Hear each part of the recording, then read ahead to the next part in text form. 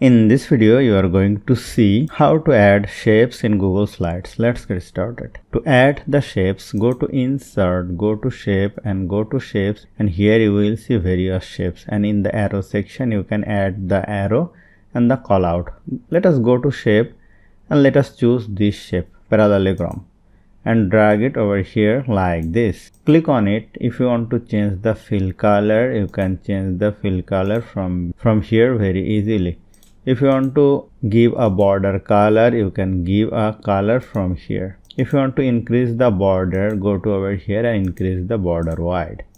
Click on it. If you want to adjust it, you can find this button and you can adjust it very easily. You can use another shape. Go to Insert, Shape, Shapes. Click on the oval shape. Now make the oval. You can drag it like this. And if you want to add a proper circle, let us go again, Insert, Shape, Shapes, Oval. Hold down the Shift key and drag it like this. Now, if you want to remove the border color, go to over here, border color, click on transparent. The border will be removed. Now you can add the fill color.